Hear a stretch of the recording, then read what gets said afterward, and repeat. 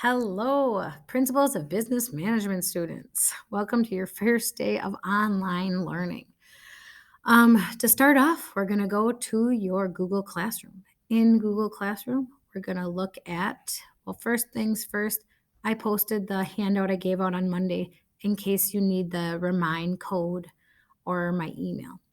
Then I haven't posted it yet because it's Wednesday and I'm not supposed to post till Thursday.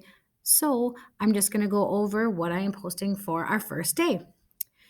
So I'm going to, in a short while, go over a PowerPoint with you, and then I'm going to show you the note sheet and the assignment that I'm going to be having you work on Thursday, Friday, and then if you don't get it done in that time, you can have it due before class on Monday. So first things is our PowerPoint. So in here, this is also attached on Google Classroom, but I'm going to go through it quick. I don't want to make this a 20-minute long video, so we'll try to go fast, but answer your questions. So we're talking about feasibility and business planning. So testing an opportunity. So what you're going to be doing is coming up with a business that you are interested in making, and it should be something that is feasible, something that could actually happen. So maybe while you're going through this, you could think about, oh, I really want to start a restaurant. I want to start a coffee shop. I want to start a clothing store. I want to start a delivery service. Think about something that you are interested in. Maybe it's a dog walking service. Maybe it's, whatever you like to do. So this is what we're going to be doing throughout today and tomorrow and then over the weekend. So first off, let's talk about the business concept. So it's an idea for a new business that can be tested. So my example that I'm going to walk through with all these questions is Foodie Sporting Goods Store, which I'm going to call the local store, where people come to get all of their sporting equipment. So there are four main questions that you have to ask when you're starting a business that will help you determine if it is feasible. Feasible meaning it's something that's practical, you can actually do it, there's a need for it. So what is the product or service being offered? So I just put on here some pictures of some items that I would sell at my store. So golf clubs to bikes, volleyball, soccer, football, etc. Then who is my customer? You may notice some of our class celebrities in here. My customer would be, and this is where you're going to talk about your target market. So is it 5 to 35-year-olds, males and females, living in specifically Appleton or Fox Valley or even Wisconsin? I could also say that they're active, they're living a healthy lifestyle, et cetera, et cetera. Then what is the benefit that I would be providing? So what benefit would I be providing for my city? What benefit would I be providing for our community? So some features and benefits. So I could be providing it in a great location. So maybe right here I put a location in downtown Appleton. There's not really a sporting goods store down there. So the benefit that I would be providing is a business that was like closer to uh, families in our community. So as you look, you can see like the difference between features and benefits. Features are what it is, like what is offered, and the benefits are what like you get from it. How will you get the product or service to the customer? So these are just some different availabilities. So is it going to be a brick and mortar store? Can you do delivery? Right now, I would really hope I could do delivery. Do I go and do I meet with my clients in their homes, like right here, brick and mortar, or online? Do I have catalogs? Do I do a wholesale store? These are all the different options. I probably would do brick and mortar, and then you could have the option of shipping it, maybe with like the app Shipped. You could like partner with them. And then concept statements. So how you would answer those four questions. So we're going to be thinking about that for your business throughout this time. So for instance, Foodies Sporting Goods Store provides sporting equipment and apparel to local teams and sports enthusiasts. It provides the convenience of one-stop shopping at a retail outlet in the customer's own neighborhood, because that's the downtown area. So feasibility. So the analysis with that is determining if the idea if an idea for a new business is actually practical. So, are there customers who want what you have to offer? I mean, I think that there's quite a few sports teams in our area.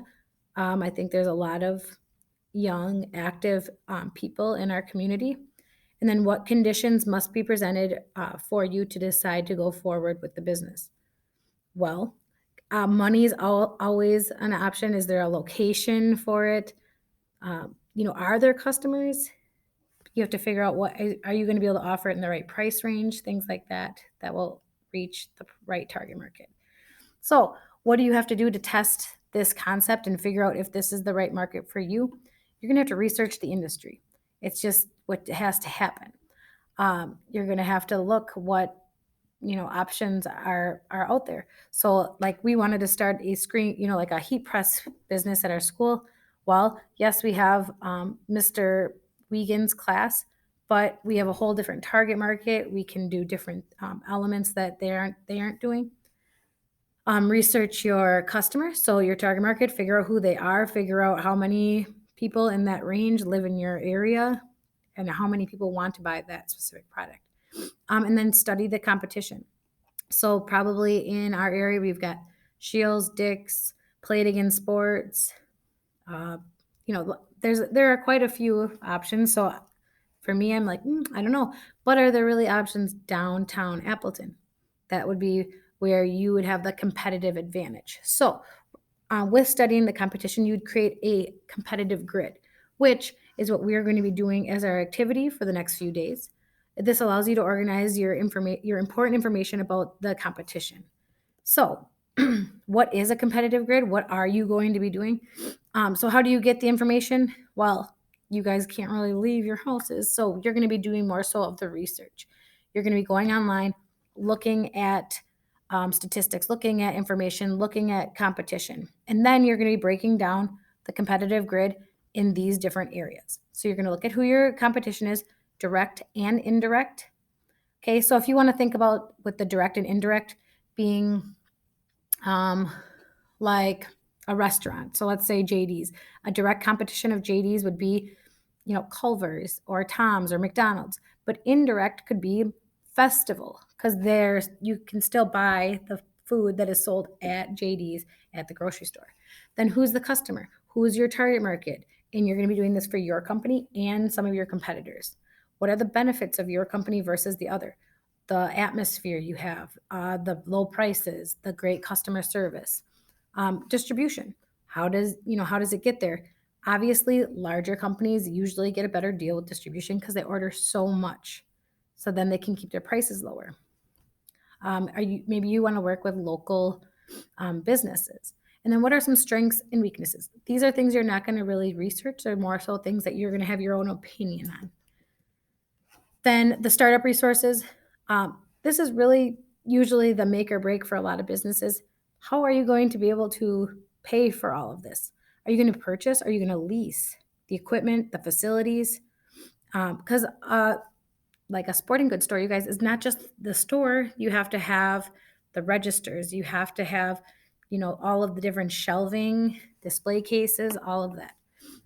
Also, employees, how many employees are you going to hire? How are you going to pay those employees? Are you going to give them vacation and other different opportunities? And then product development, like are you going to expand? What are you going to offer? Are you going to have your own products that you create from your business? And then carrying companies' expenses until you have enough sales for the business to operate on its own. So you might be $100,000 in debt. How long is it going to take you till you get past that hump where you're actually making a profit?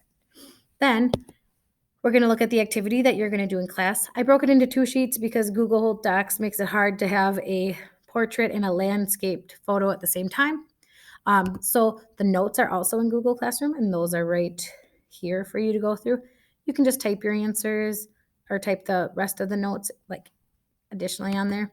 Then we have page 1, which is more so where you're going to be writing in this box your concept of your business and what it all entails. So up here, you'd put what your business name is going to be. So mine is the local shop. So I would have put it there, and then I would give what will I sell? Like the variety of products. Where am I going to be located? Downtown Appleton. What's the atmosphere like? Is it great customer service? Is it high tech? Is it like going green? What is your, your interest? Then down here, I defined all the terms for you, so you don't have to do it on your own. From competition, customer, benefit, distribution, strengths, and weaknesses. Then you are going to take all that information and put it into this grid. The first one is going to be your company. So you're going to put your company name there. So the local store for mine, I'm going to put who my customers are. I'm going to put what the benefits that my business has, how I would, obviously you don't exactly know how you're going to have your your products distributed to your company, but you can guess. And then strengths and weaknesses that your company will have. Now, those are kind of made up, right? Whereas when you're looking at so I'm going to put Shields, Dix, and Play It Again Sports. Those are real statistics. Those are real things. They all have very different customers. So like Play It Again Sports and Shields are going to have a very different customer. And there's also strengths and weaknesses to both. So you're going to fill in those boxes, and I'd like you to put a good description of each one in there. And then you're going to submit the 2 sheets into Google Classroom before Monday. All right, that's all I have. I haven't posted it yet because it's Wednesday, but I'm going to have it scheduled to post out on Thursday at 6 a.m. I really miss all you guys. It really made my morning fabulous. If you want to chat, just let me know. Have a wonderful day, and I look forward to seeing you really soon.